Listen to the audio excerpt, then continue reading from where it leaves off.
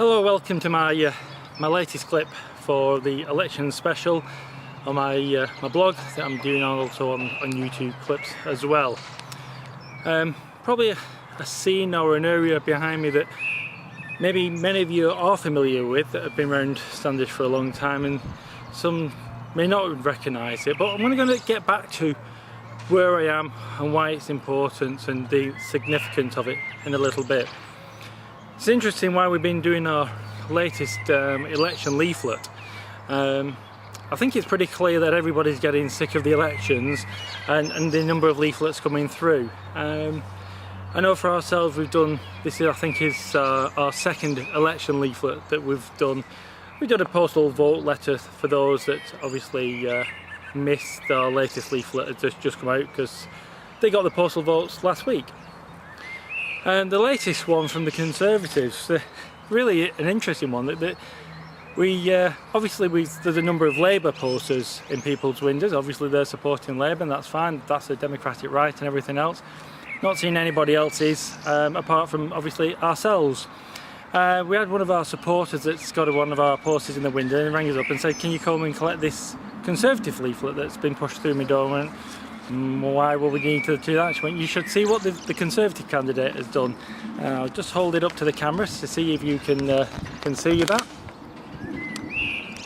I'll try and scan it on and put it on the blog as well. But basically it says, "Please don't vote," or "Don't vote for George, vote for me." On the basis that somebody's got a poster, whether it's a Labour poster or one of our posters, I think it's pretty clear who that person is going to be voting for. And to try and beg just shows some kind of desperation. But, you know, that's up to them if that's what they want to do. Obviously kind of interesting. Labour have also done a little quick flyer through, calling it a budget row. And they're saying we didn't vote for the Labour budget. On the basis that we're not Labour councillors, why would you vote for a Labour budget? Why would you vote for a socialist budget that didn't support or recognise or trying to improve Standish in any way? In that particular meeting on the budget, we supported Standish getting £1 million for the village centre to improve the shops and parking facilities and things like that. And Labour said Standish doesn't need any more money. I just like to think, where have the council spent any significant money in Standish? Because the only thing we get is more and more houses. That leads me nicely onto this area here now where I am, because Labour and the Conservatives have gone in the paper saying, "Oh, we're not for any more houses in Standish," because we've exposed them for what they are. They're telling you lies. They are actually in favour of more houses. And one of the reasons why we can say this is the land where I am now is land just off, it's a former play area off Longridge Avenue, not too far away, just off Grove Lane here. And basically, Wigan Council's Labour controlled cabinet, that's the councillors that is made up of just Labour councillors, who they decide what does and doesn't happen in Wigan effectively. For this site, it went through cabinet, the Labour controlled cabinet last year, to be sold off for houses. But they're not going to sell it off just yet. They're selling it off after the elections. Again, trying to fool you, and don't think that people read the minutes on the council's website. This isn't just, you know, me saying this. Anybody can go on the council's website and look at the cabinet meetings and see that this site has now been put down for disposal for houses. And before Labour even try and come out and say, "Oh no, we just have to sell it for anything," the houses behind me to my left here basically put a bid in. A bid that all the Standish independent councillors supported. It was a good, viable, reliable proposal, and what they wanted to do was turn this area into allotments that each one of them would sign up to and rent off the council, so it wouldn't cost the council anymore. They was going to fund it themselves. And you've got to admire somebody that's going to turn this site and use it for something of benefit, rather than just either left to go to wasteland, which it's become since the council removed the play area, which was sacrilege in itself, or stop it from turning into yet more houses. So when Labour say they're against any more houses, they're lying to you, because sites like this are being disposed of throughout Wigan and also throughout Standish, but only after the elections. Once you've decided whether you want to vote for Labour, Conservative or George Fairhurst, the Standish Independents. I want to reiterate and really stress, because Labour are obviously rattled now that we've exposed them yet again for what they are, trying to grab money out of Standish for yet more houses, but we get nothing back. Absolutely, we don't even get little back, we get nothing back off the council. Obviously we spoke about on the previous clip for the bypass, and that's going down really well, and thanks very much for that. But in terms of this area, Labour are selling it off after the election.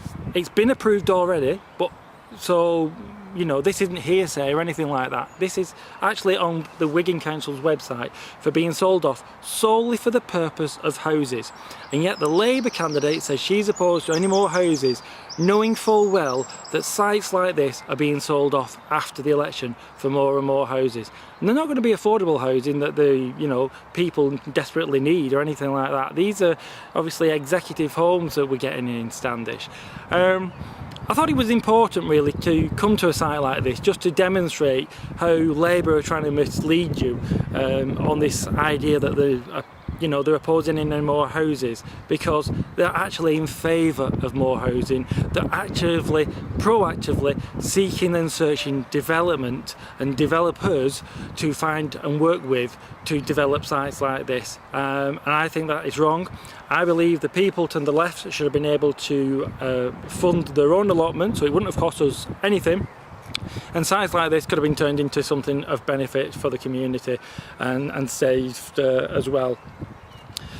Obviously the election is getting closer now. This is being recorded on the Sunday, and I'm going to try and get it on the blog a bit later on, depending on time constraints. Obviously we're busy with leafleting and things like that, but I should be able to get it on later on tonight. But obviously the number of people visiting my blog at the moment, he's got hundreds and hundreds of people are viewing it every single day at the moment, and I get that just obviously because of the moment. Obviously we're in election fever, or election lack of fever if you like, because people are getting sick of it. But people are searching for the truth out there, and they're coming to my blog to search for the facts, the actual facts and the truth about everything that's going on. Obviously this campaign has been heavily fought, and rightly so. You know, elections should be heavily fought, and contestants and candidates should be able to put forward their proposals, what they've done and what they would do should they be elected. It's a shame the Conservative candidate has been so vile, and that's not my word, that's the people's views when they've seen and read his leaflets. Labour obviously have absolutely flooded Standish with the resources. The MP has been in Standish numerous times, and obviously the former Labour MP Neil Turner has also been spotted about as well. That's fine. Obviously they're trying to win the seat back, and with the amount of resources in, they're obviously making a concerted effort to try and win Standish back. The last time we had a general election, we got Emma McGurran, the Labour councillor who's now in jail for expenses fraud. We should stop that, and we should not let that happen again. The only way to do that is by voting for George Fairhurst, because a vote for any other party simply lets Labour back in years like this. So hopefully you can support George Fairhurst next Thursday, Standish Independent candidate, the only candidate to propose any more housing development in Standish, not like the Labour and the Conservative candidate who are actively working to get more houses in Standish and sell off land like this, which is sacrilege. We should save land like this, and it's a shame that the council removed all the play equipment, because obviously the children around here would have loved to use it. I know when I was a child I came over here as well when I had friends on this estate as well.